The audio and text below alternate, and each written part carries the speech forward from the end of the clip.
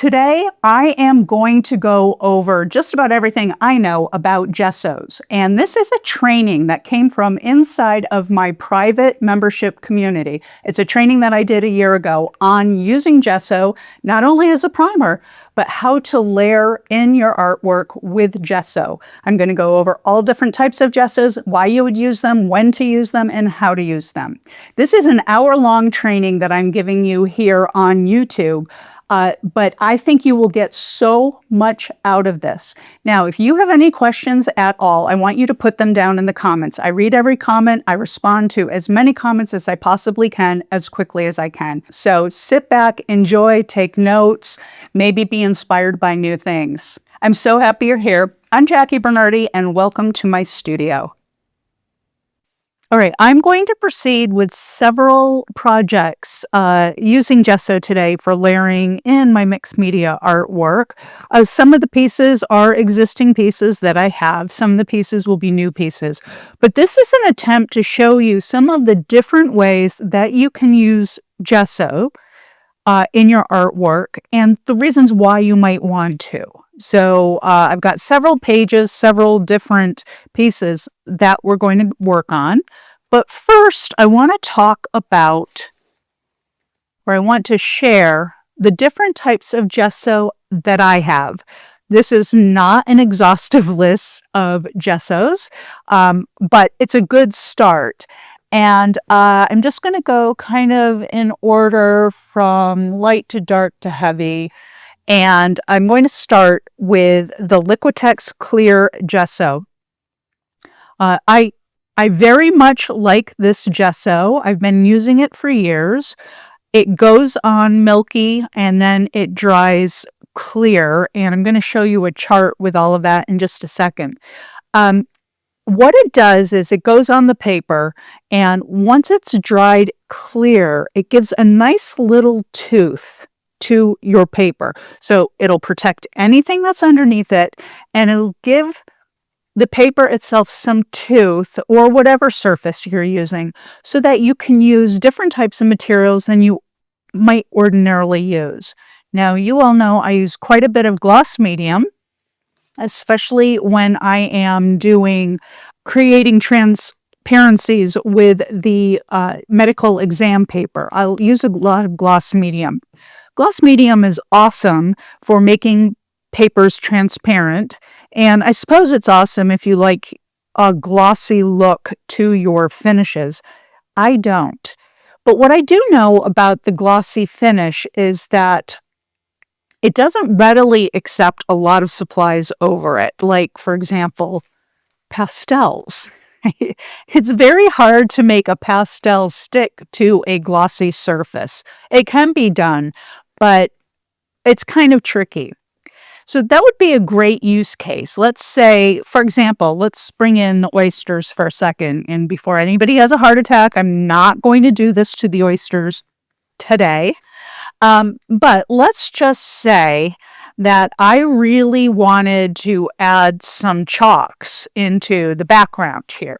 Now, I know, and I don't know if you can see it or not, but there's quite a bit of gloss buildup underneath, and that's what I use to attach a lot of the painted papers, because a lot of the painted papers that I used were actual medical exam paper, and they were transparent finishes on the paper that I wanted on the oyster. So there's quite a bit of buildup. I could put chalk on it right now, but it wouldn't stick. It might stay in some of the textured areas in the background, but it's not really going to stick here. So what I would do is use some clear gesso, put it down on the page, and then once it was dry, I could go over with the chalk and it would stick. All right, so like I said, I'm not going to do that right now. I just wanted to give a point of reference. And the clear, even though it goes on milky, it really does dry clear, but it dries clear on very light color surfaces.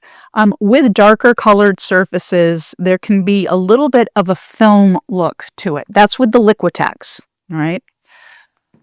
I just bought this one, the TCW Clear Gesso, and I believe TCW is the Crafter's Workshop. I've never used it before getting ready for today's Coffee and Creativity. And I have to say, I'm surprised by how much I like this clear gesso. In fact, let me move the oysters right now before an accident happens. Let me bring in this chart right now. This here is the Liquitex, and that was brushed on. I'm going to give all sorts of tips and hints later, but one that I want to say right now, because I don't want to forget this. Whatever brush you use, if you're going to use a brush to apply your gesso, I want that brush to be dedicated to gesso. Please don't use it for anything else. Gesso is made of animal skin glue. Well, let me put it this way. Traditional gesso is made of animal skin glue mixed with chalk. Now, we do have, these are all acrylic options that I'm using today. But there still is chalk, or whatever the chemical compound is for chalk. There's still in, and it's suspended in the medium that makes up the gesso.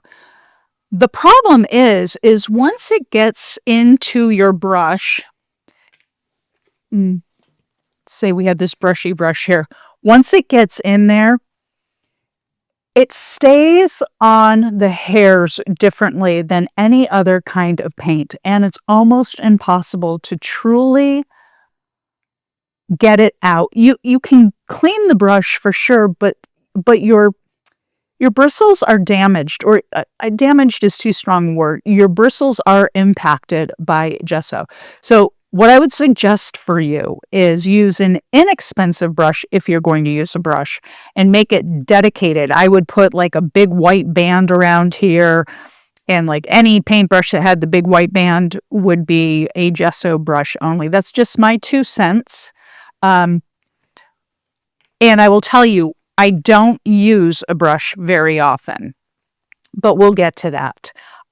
So these two, so I'm pleasantly surprised by this on this chart here. This here is the TCW, and you can see this is just a piece of cardboard. I think this is from the back of a pad of watercolor paper. And so it's completely unprimed everywhere except where we have gesso on it.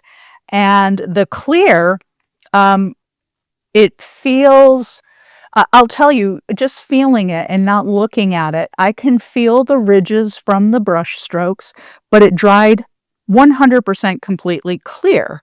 Whereas the clear Liquitex did not dry clear. It dried a little bit milky, but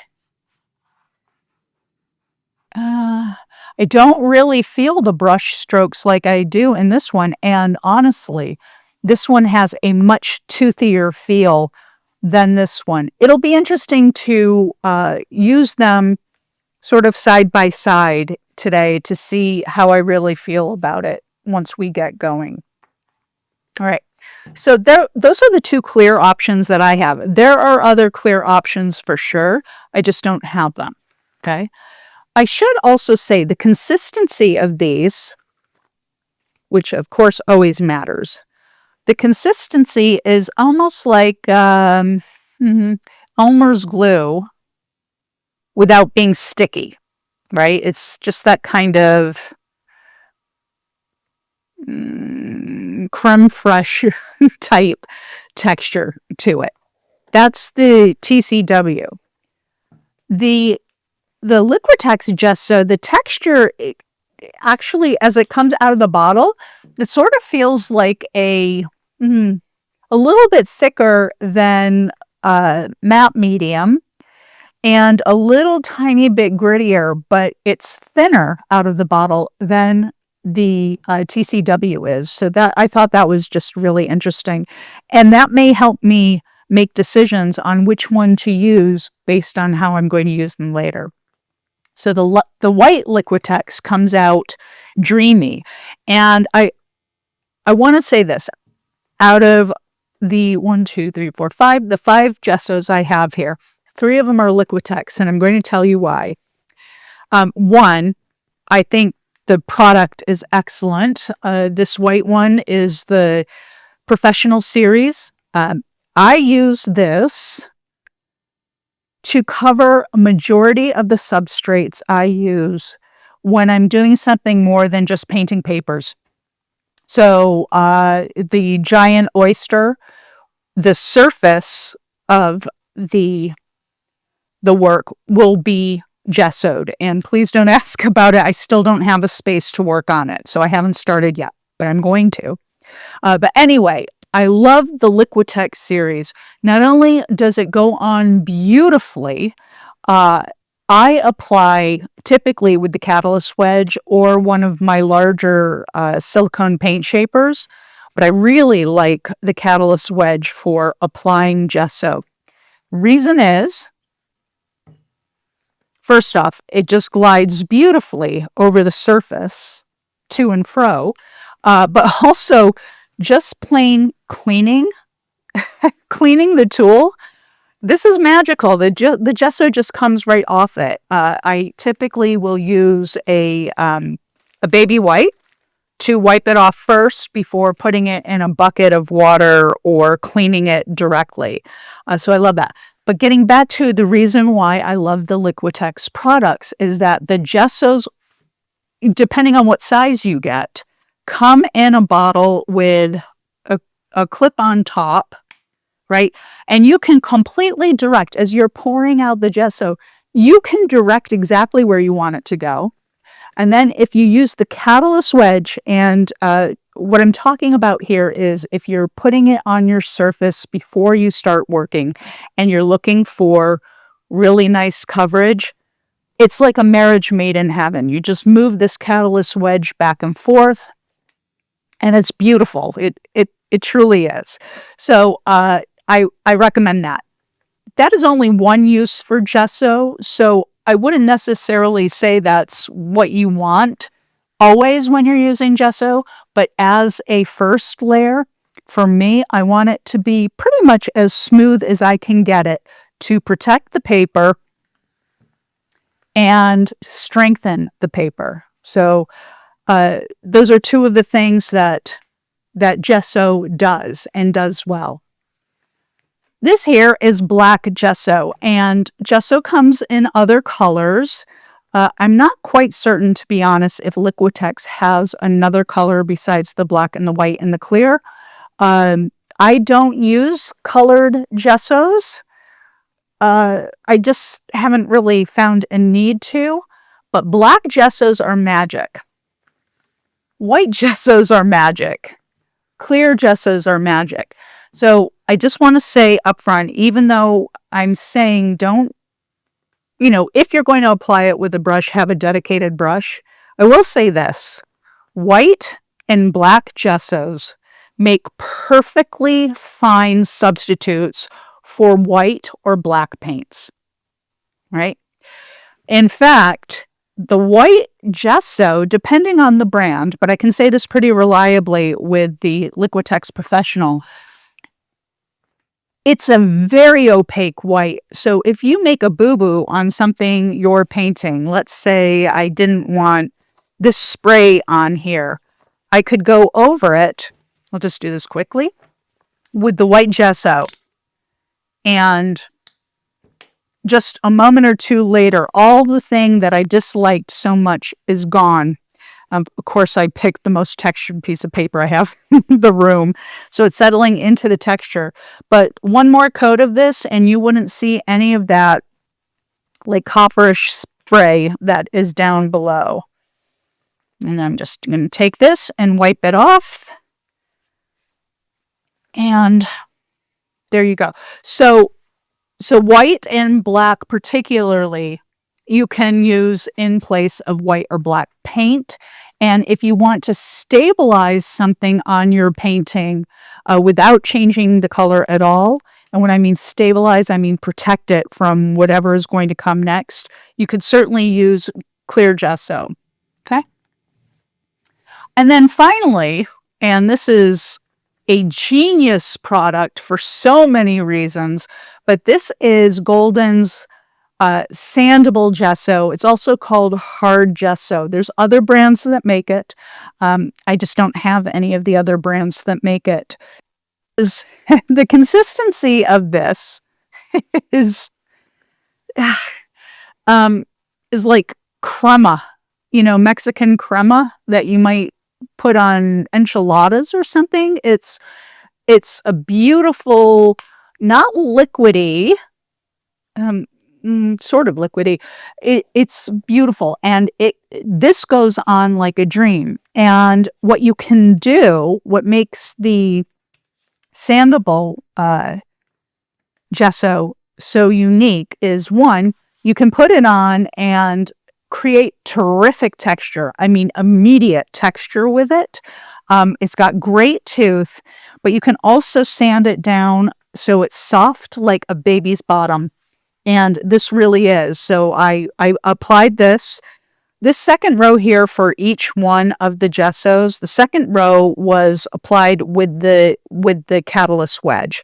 The top rows were applied with the brush so that you could just see the difference of what it might look like all on its own. All right. The second row was all applied by just the catalyst wedge, and I did not sand these three. I could. They're not going to sand the way this does. I wish you could feel this. I don't know if you've ever felt Venetian plaster on a wall where it's just smooth. This is smooth and beautiful. But also, if you look over here, look at that terrific texture. That's more optical texture right now, where this is physical texture. Does that make sense? I hope so. So with the black, this was the brushed on, and this was the catalyst wedged one. And what I did once this was dry is I wanted to see what would happen if I did sand the black gesso, right? I'm going to tell you, this black gesso that was applied with a brush, I do not feel any brush strokes at all, and I don't even think you can see brush strokes in there. That went on very, very nicely, and I almost always have a few pages in my art journals and a few loose sheets of watercolor paper or mixed media paper that are pre-gessoed in the black, and same with the white. I never want to have to be in a position of not being able to create because I don't have a surface that's already set up for me to go to work. Now, I don't always gesso my surfaces, and in fact, I would say most of the work that you see me do on YouTube are not on gessoed surfaces, but there are situations where I know that I'm going to want the surface gessoed because of what I think I'm going to do, what the quality of the paper is, or if I'm going to sell it, which you guys know I don't sell my work very often. It's just not in my interest. But if I did, I would probably do all the things, which includes gessoing. All right. So speaking to the sanding of the gesso, this here is just 120 strength sandpaper. And this just comes from my orbital sander. There's no reason to get round unless you have an orbital sander. This is a pretty rough sandpaper. The beauty of the sandable gesso is that as you go up in the number of the sandpaper, the more fine the sanding becomes, to the point that when you get up to like 600, you can actually wet sand the gesso. And what that means is you would spray the gesso with water and take that 600 grit sandpaper, and it's almost like buffing out wax on your car, and it can make the surface, I'm not going to say glassy, but It's a beautiful technique, and if you ever get an opportunity to try it, if you ever have some of the sandable gesso and some 600 grit sandpaper, give it a whirl. I think you're really, really going to like it. Okay, so this is my chart, like I always do my charts, and I just keep this as a reference. And sometimes I even take, a piece of chalk or whatever I'm going to use. We'll get to this in a minute, but I'm going to tell you what, Gesso loves the gelatos. I don't know if you all have ever played with gelatos, but oh, lordy. I hardly ever use them in the videos. And you'll find out why next week when we do the the great spring cleanup. But look at that. Oh my gosh. Stunning. Absolutely stunning. Or, go in there with some chalk and see what happens. And it just gets in there and it's a nice surface to, I'm going to regret that I put color on my chart, but I'm going to be okay. Anyway, so what I would say is if you have the opportunity to have more than one type of gesso, go ahead and chart it out. Your chart could be inside of a workbook. It doesn't have to be on a big piece of, cardboard paper. But I wanted you to be able to see where I was starting from. So let me move that. And let's bring this one back out. So both of these were prints that I did on medical exam paper. Actually, that's not true. This one is not. That was a printout and that I gel plated. So I used this piece of paper to pull up the paint off the gel plate, and that's what you're seeing there. But this one is a medical exam paper print. I have to say, medical exam paper is almost like, it's almost like gessoed paper in of itself if you use the crepe style. There's a nice little bit of tooth to it. This has many coats of gloss medium on it and then matte medium. I didn't know that I was going to be using this for a gesso demonstration, but I am, so there you go. So I would definitely want to throw some gesso down on this, depending on what I decide I want to do, and I have an idea of what I want to do with this. This one here, let's start with this one. And I'm just going to grab some of the clear gesso.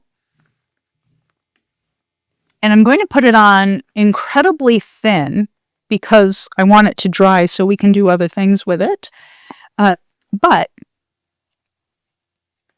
I think this is a good example.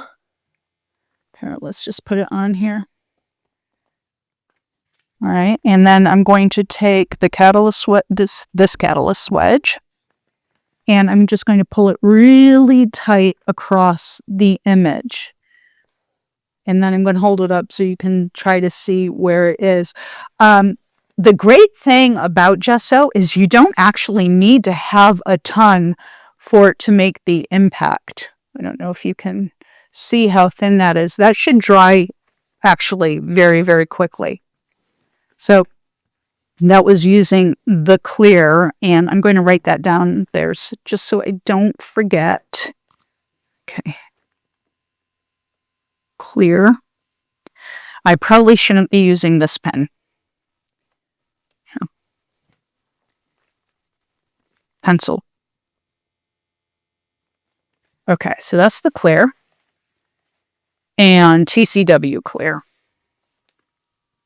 I mean, if we're going to be all scientific about this, right? So that's just 100% coverage, super thin coat. It's probably dry already, actually. I'm going to wipe it off the edge here so we don't mix our gessos. And on this one, what I want to do is, one of the things that I love about this piece is the paper that is below is gorgeous. I mean, the texture on this I already love, right? But in the spirit of showing you different uses and how you can layer with gesso, I am actually going to add some more texture to this. And I think I'm going to use, I know I'm going to use the white gesso for this case. Now, a lot of people like to, I'll just use this. I don't even really know what that is from, but like to thin down their gesso a little bit. I'm going to show you both ways with this fish here. So the first way, I'll just lay down some texture with this paint scraper, just full strength, not watered down in any way. Although I think what I'm going to do is knock it down a little bit with the catalyst wedge, just so it can dry while we're still in session here. If not, you know, I'll just come back and share it in the, boop, that was a little bit too much. There we go. In the comments underneath the replay of this, and if this is your first coffee and creativity, the replay should be posted within a day or so. If you can't stay for the whole thing, or you'd rather watch it again or more later or whatever, I always post the replays. Okay, so we're going to let that dry. I totally didn't do what I said I was going to do, which was thin out the gesso. So I'm going to go back over this one. This is actually dry already. And I am going to put some more, what did I do? Clear gesso there. All right, I'm going to just keep with the white gesso for now, right? But I am going to thin it out with a little bit of water.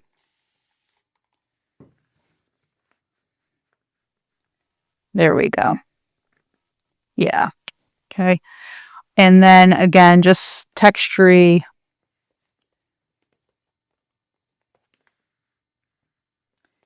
This one, I don't need to be as afraid of covering the darker parts like the birds, because as soon as I take the catalyst wedge to it, and I don't have to, you can use any tool.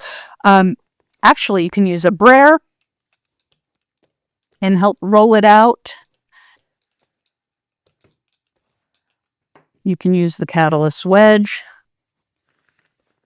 You can use a sponge. You can use, goodness, anything. You could use stamps. Actually, that might be something really interesting to experiment with. However, I will say this, gesso on your tools is not like acrylic paints, even though it is acrylic paint. You do want to get the gesso off your tools pretty much as quickly as you can. And again, it's because of that chalk thing, right? Except for silicone, and this is, again, why I love the wedge and I love the silicone paint shapers, because it just wipes right off. Easy peasy. Don't have to worry about it. Okay, so we're going to let these two set up, and I'm going to grab,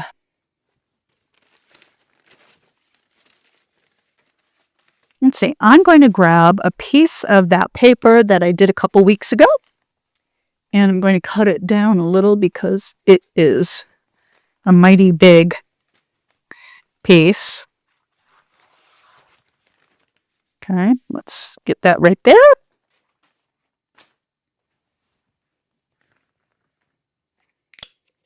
All right, and I'm going to use some of the black gesso. All right, and what tool do I want to use here?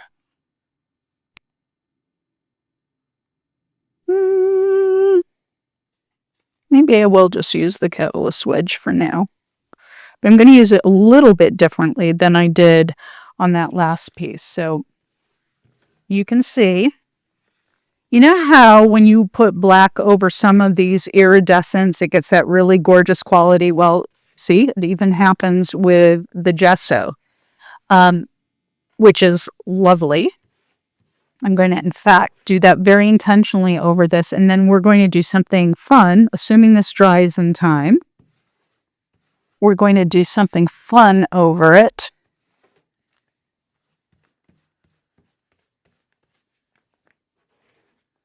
Oh yeah, look how it brought out that green. I hope you can see that.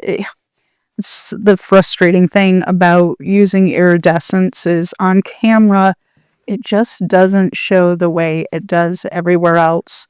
And I'm going to also use some of this baby white because this is an awful lot of gesso that just went down.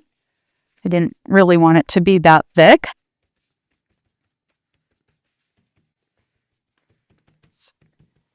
Okay.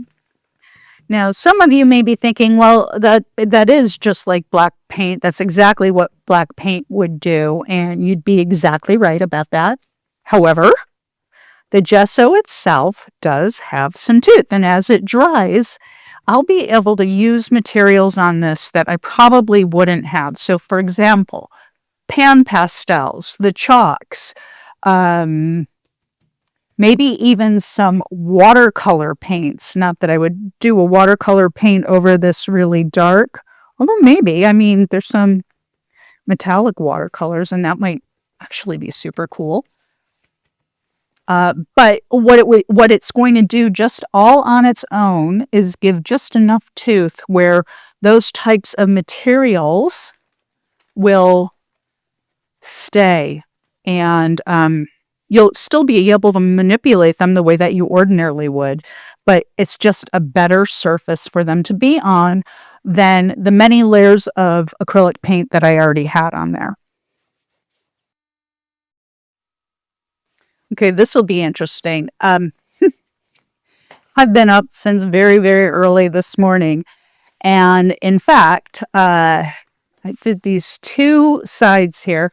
This is the white sandable gesso. So this is the hard gesso, so to speak. And this is, of course, the black gesso. And what I did with this one is I took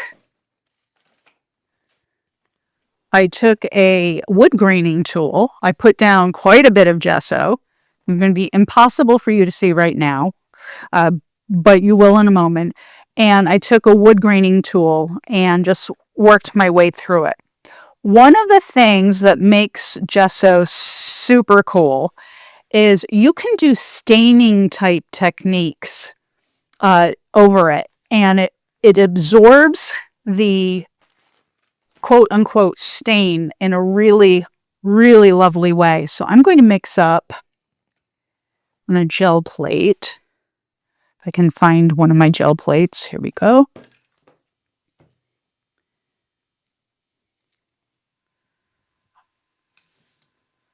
All right, I'm just going to take, I can't even believe, no, I'm not going to. After how much of the quinacridone Nicolazo gold I used the other day, I'm totally gun shy of using it now. So I'm going to use the transparent red oxide. And I'm also going to drop in some Van Dyke brown. And in fact, I have an idea. So anyway, I started to say I got it really early this morning, ridiculous, 4:30 in the morning, and I came out and I did this, and it's dry enough, I think, for me to do this, but it is not perfectly dry. So just know we may have some issues. Okay, and what I'm going to do is, can you see? There we go. I am going to get this a little bit wet and dip my brush in it, maybe even get the surface a little bit wet, although I am hesitant, I have to say, of doing that. Okay, and I'm going to take some of this Van Dyke brown fluid acrylic and put it right in there. And look at that gorgeous, gorgeous, gorgeous texture coming through, if I do say so myself. That's not me, friends. That is just the materials, okay? And a little bit more water. And a little bit more of this Van Dyke brown. This is just as a base. Now I'm going to crisscross brush it. And then I'm going to work to get some of these brush strokes out. And one way, in case you don't know how to do that, one way to get brush strokes out of a painting is to go cross-directional to where the brush strokes were, and then crisscross, crisscross, crisscross. right? With a lighter, consecutively lighter hand each time you go. Look at that. Woo! Okay, but we're not done. Oh, no, no, no, we are not. So I'm going to add in some of this transparent red oxide. I'm going to make it a little bit more wet than the initial layer of Van Dyke brown that we went down, right? And then I'm going to start hitting it in here. And what I want this coat to do, one, I want to add more color. I mean, it just makes it visually more interesting. But I want it to sink down and kind of fill in any of the white areas that we had. And then watch this. Gonna just pull. Oh, man. Where's my paper towel? Just pull this, right, to get an initial layer of depth into all this texture. Friends, this is not modeling clay or modeling compound. It's literally just gesso. Okay, so I'm going to let that dry just for a couple minutes before we continue on. We are going to continue on with this. I'm on a mission to make this spectacular by the time we're done here. Okay, so I was really excited to go over the texture of this. You don't have to use a wood graining tool. You could use any kind of texture. This could be made to look like that. It wouldn't look like wood, but you could use the same colors over here, not maybe with the black gesso, but my point is you can create texture out of this incredible material, and it's inexpensive relative to a lot of the other paints that you see here. All right, so while that's drying, I am just going to march right over here, and I am going to grab, what is this? Seth Apter's Honey dye spray, okay? And I'm going to hit this with water. This the black gesso, I do know for a fact is dry. Now it's wet. You can see I got it nice and wet, and I'm going to get this spray on there. Okay. And this time, instead of using the catalyst wedge to lift some of it up, oh, I know what I'm going to do. I think this is actually, yeah, this is wet strength tissue paper. I'm going to lay it down there. Get up some of that extra wet. Okay. Oh, beautiful. We can use that for something later. Has nothing to do with gesso, but I'm just saying. And let's maybe put in some of this iridescent gold because I happen to have it right here. This is the high flow acrylic. And I'm starting to experiment with these a little bit more. And I'm getting pretty excited about what I am seeing in terms of results. I'm going to use the brayer and move this around. Okay, and look at it's getting caught up on the actual texture that was on the gesso, right, from when I first laid it down. And this is like largely unexpected texture. Okay, and I am, again, going to use some of the, you know what, I have to say, I love wet strength tissue paper, but it isn't the most absorbent. Not that I want to absorb all of this, but I do want to absorb some of it. Again, we have a limited amount of time here, and I want to continue on. Okay. All right. I'm going to hold it up a little. Can you see all that different texture that is happening in there that came from the actual gesso itself? I am going to go over this with a little bit of clear gesso now, just in a couple spots, and see what we can come up with as we continue on with this. Maybe bring in some other type of material.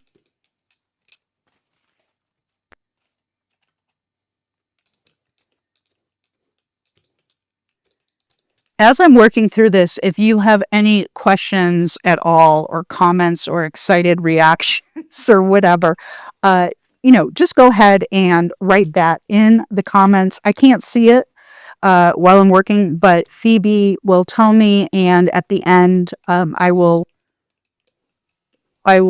try to do my best to answer everybody's questions. Okay, I am really happy with the way that clear gesso just went down on top of all of that. Where it looks a little wet is where the clear gesso is, and that's a combination of, it is still a little damp, but it's also that little bit of milkiness, remember, that I showed earlier with the clear Liquitex, right? A little bit milky, and I kind of like the way that I think that's going to go as we continue this. Okay.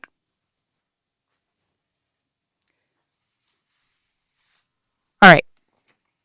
I'm going to come back to this now. All right. And so we've got these like hot-ish colors happening here.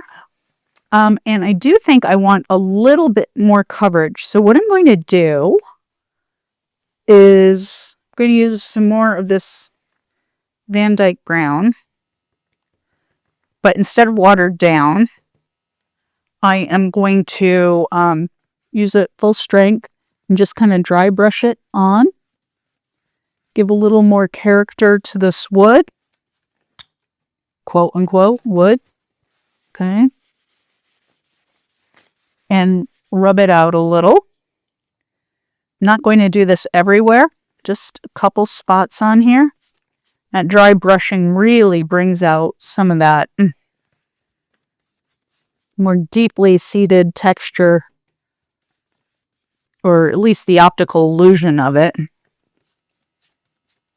Okay, and that is a little bit too much. I'm going to rub it back.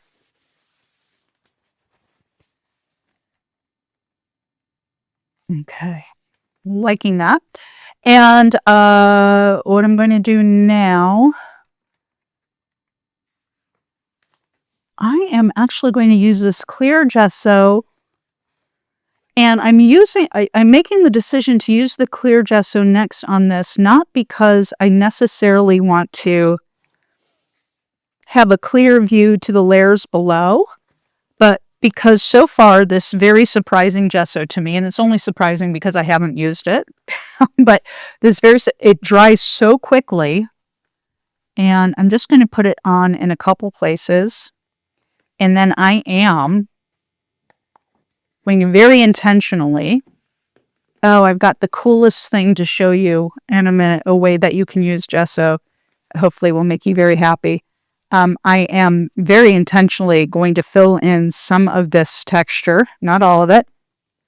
And I don't want it to be any kind of perfection here. Just in this very short time that we have left, I am going to attempt to make this like an old door, like an old door. Okay. This is not antiquing. I mean, kind of it is. That's next month's Coffee and Creativity. But what I do want to do is I want to get that really aged, like, deliciousness. Okay. I wish you could feel this right now. Let me move this out of the way. This feels like it's gritty. It's very gritty, but it's like soft gritty. And what do I want to use? Oh, gelato, baby. Let's do some gelato on it. Okay, I'm just grabbing some colors here. Let's see what this... I can't read this at all. No idea where my glasses are.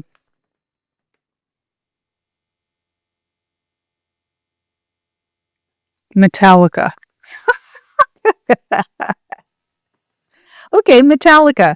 All right, so I'm just going to kind of go over that a little bit. And then I'm just going to use my finger and rub it in. And can you see that beautiful blending that's happening now? Might be a little hard to see. Let me use a color that should probably stand out. Why not? I'm going to use this crazy lime kiwi. It's called kiwi. All right. So I'm going to use this, and I'm just going to go in here and move it around.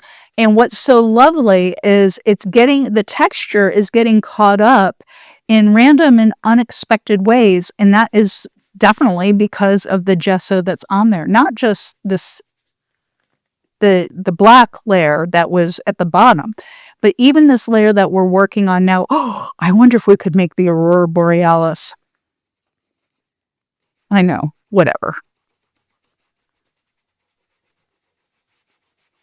All right, I'm kind of liking that. Let me use something else, actually. Let me go in with some of my neo colors, right? And just get in here and see how that, oh my gosh. Oh, that feels so good.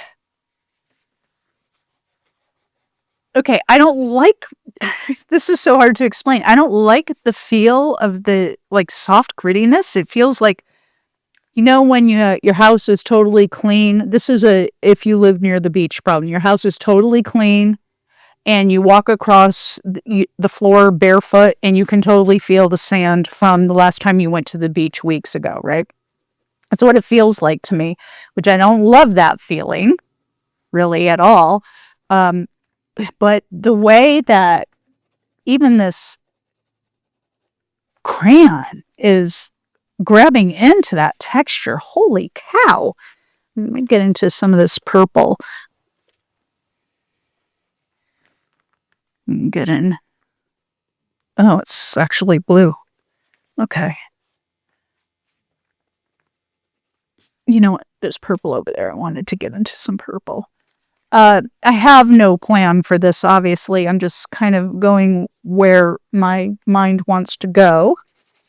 I personally hate the feeling of pastels on my fingers. I just can't stand it. So I'm going to be using the blue rag to do any kind of rubbing of it because I just don't like it.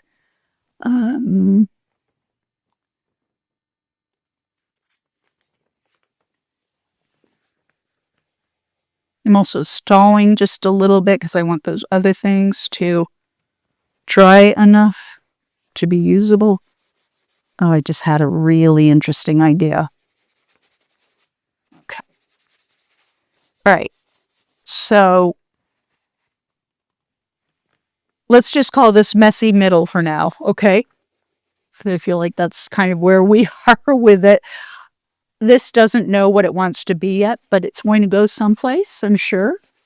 But what I am going to do right now is I am going to go ahead. Is this drying? No, it's not really dry yet. I'm going to go ahead and layer on some more black gesso. Get back some of that great dark depth texture that we had going. And I'm going to use this edge of this catalyst wedge. This is different than this catalyst wedge. It doesn't have that angled thing. And what I like about that is I can be very prescriptive about where the paint goes in small scale instead of large scale like I normally do with the catalyst wedge. Keep it really, look at what's happening there. Oh my gosh, I like that.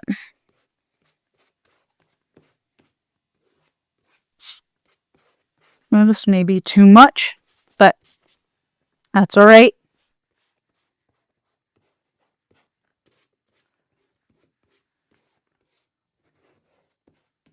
Ooh.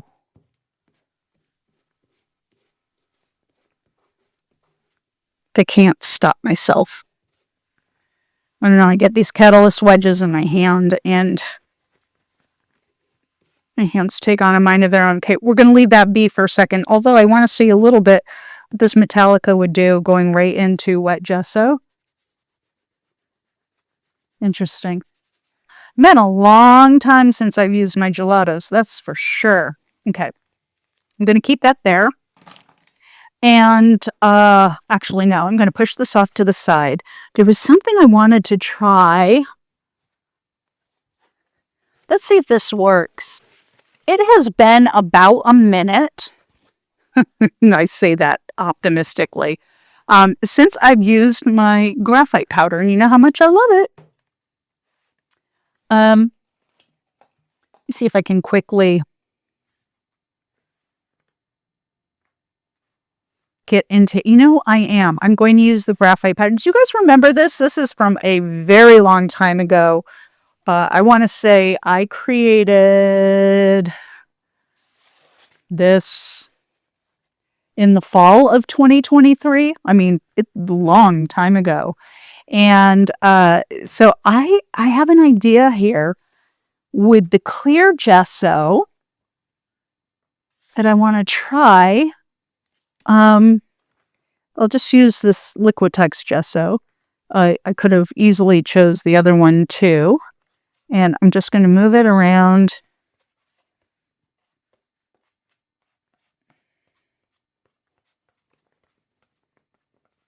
Oh, you know what? I probably should have done this. Well,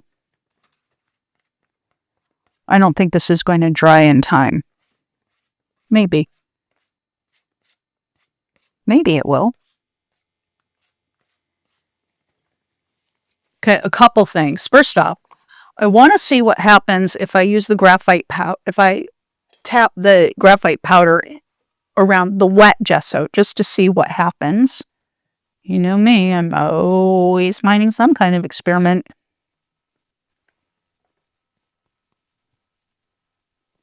Of course, none of it is tapping down. What's happening here?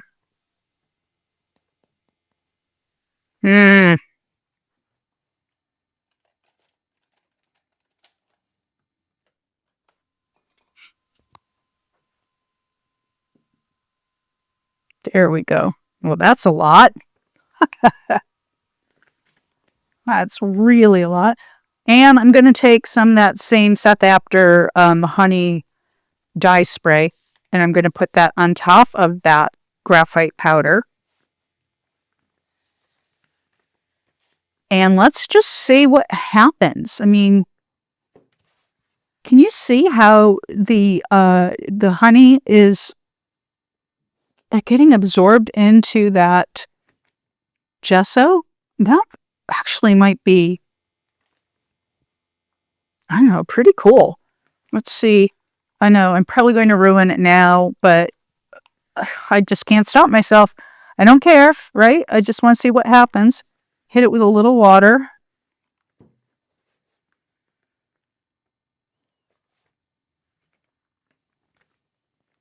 Hit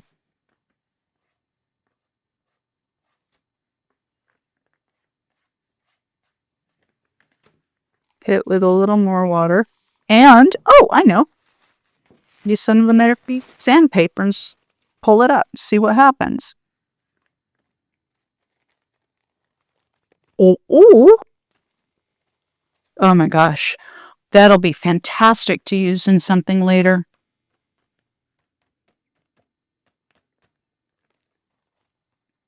I don't know.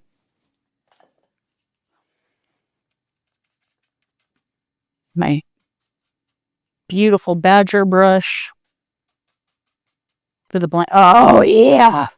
Look at how that's getting pitted. Or pitted looking, I should say.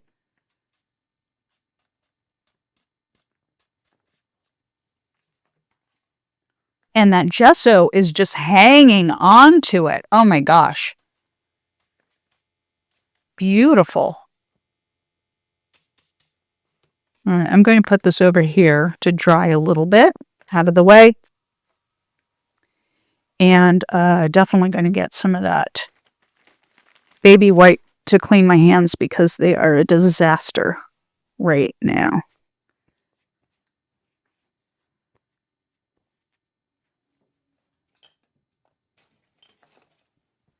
Okay.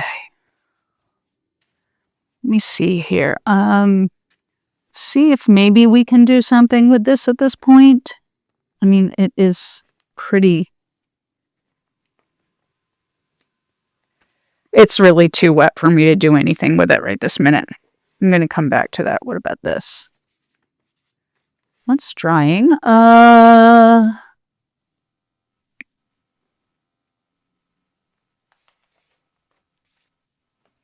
Let's actually come back to this while that's still drying.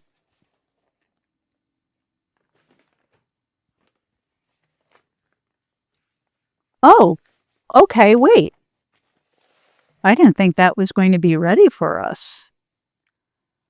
Okay, so what we did there was we created some more texture, and it's opaque-ish. You can still see through it, kind of, in areas. It's kind of interesting.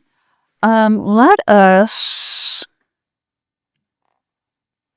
Whoops.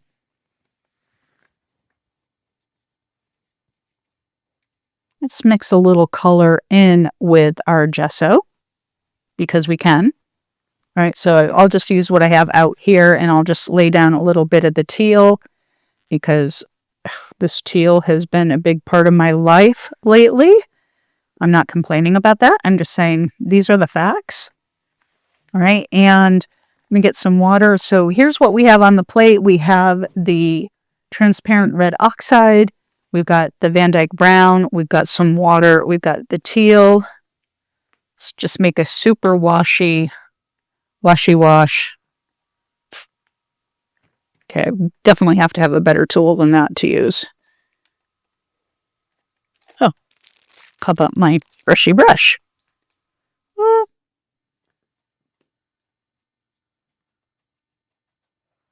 All right, so what we hopefully will see here is it absorbing into the areas where there was gesso differently than the way it absorbs into the areas where there was no gesso on there. Okay? And the reason why we want to see that is the variation. Oh, man. Okay, this is going to be super cool. Okay. The variation is, oh, man, look at that. All right, let me see if I can, well, all right, hang on a second. Jackie, slow down. All right, hang on. What I'm trying to bring up here, or show, is the difference between the way that the paint is absorbed in the areas where we know there's gesso, so largely these outside areas, as opposed to how it's being picked up in the areas where there is no gesso at all. Okay, and it's, I don't know how I want to say this, but it feels like there's a smoothness that's happening over the surface. I don't know if that's actually true. Gonna have to wait until it dries, but there's this, I don't know, super textury. Okay, that got pretty intense there, so I'm going to pull it back a little, just a little, just so we can see Senor Fish.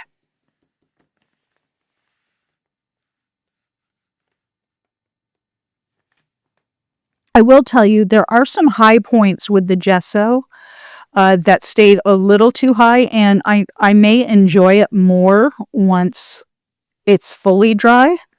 But right now, the way that they're reading, like that right there and there, it's really reading white to me, which wasn't necessarily what I was going for. So we'll see when it dries, which again may not be during our time here, but there we go. And let me pull back a little there. All right, that's pretty cool. Well, like I said, we'll see. This will be an ongoing conversation about the gesso. And this one here, we did clear gesso over the entire surface. We've just got a little tiny bit more time here. I mean, really tiny bit. I'm going to see if I can do just a wash over this. I mean, I hate to go all brown all the time, but I've got so much of that Van Dyke brown there. It would be a sin to waste it, right? So I'm going to go ahead and spray the surface, and we know it's dry and it's sealed with the, what the heck is that? With the clear gesso. So I'm just going to washy. Okay. And then I'm going to roll it a little. And then I'm going to blend it out. That's a little bit too much paint, so let me...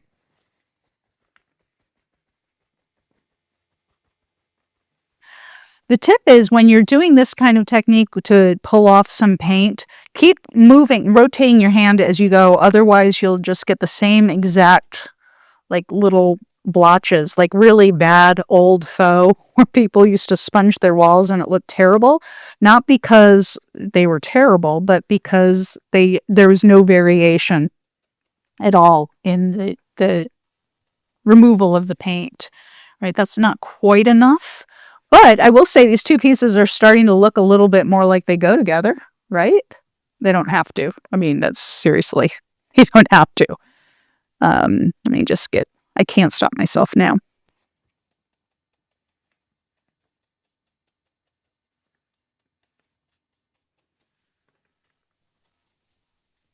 Well, that's kind of interesting. A little bit on the nose, but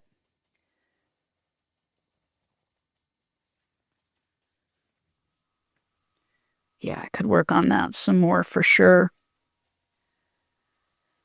Okay, so let's talk about main takeaways so far today. All right, let me move all of this out of the way. Get the cap on that graphite. Oh, shoot. Before that happens. Good thing I love it so much. Okay, I'm going to move this out of the way. I'm going to move this glorious potential medical exam paper for some project. Fabulous. All right, get this all out of the way here. Well, and I thought this was going to be the neatest my worktop has been in ages. I guess I'm wrong about that. All right. So I think the main takeaway here is that gesso is such a multifunctional product to have in your studio. Not only can it protect the papers and the pages and the surfaces that you're going to work on. I mean, we didn't even get to wood panels, but not only is it going to protect it and make the surface more uniform if that's what you want, but also it allows you to manipulate your tools or your supplies in different ways. So now I have this surface here. I don't have time right now to do it, but I have this surface, has a little bit of tooth to it, that I can go in and do something really fascinating. And that was with just the plain black gesso, right? In this case here, we've got, this is looking like old wall, like a little bit fresco-like. Oh, I love that. It does look a little fresco-like, even though it's a fish. We'll call it a fossil. But it looks like that image is embedded in layers of an old wall. I mean, that is just really gorgeous. Yes, there are other ways that you could get a very similar finish, but what you wouldn't get is the porosity is the word I think that I'm looking for, that the chalk has inside the gesso, and it absorbs the paint, even acrylic paints, in different magnitudes at different times, right? Love that. And then, not magnitudes, but I think you know what I'm trying to say. And then this one here, I don't know what this is going to be when it grows up. We'll figure it out. Maybe I will sand it down a little. I mean, I don't know. See what happens. Sorry for the sound.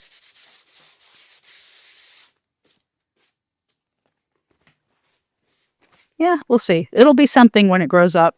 But this one here is going to be something else. In fact, while we're here right now, I can't stop myself, guys. I'd apologize, but it wouldn't be all that authentic. So let's just get that in there.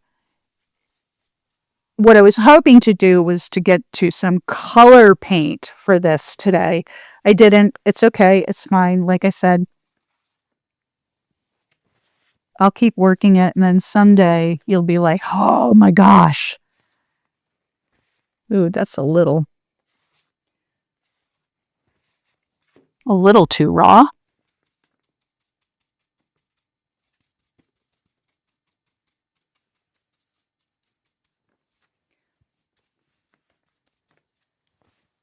Right? Gesso. Look at all that texture and how the paint just is bleeding into it. That's gesso. Like, this is telling you it's the wonder supply. And, you know, if you were to ask me, and you will, or Phoebe will anyway, if you'll ask me this month what's going to be the tool that I'm going to, or the supply that I'm going to have in the newsletter, I can pretty much guarantee it's going to be some form of gesso. And that's it. Thank you so much for being here. And this is the video that I would watch next.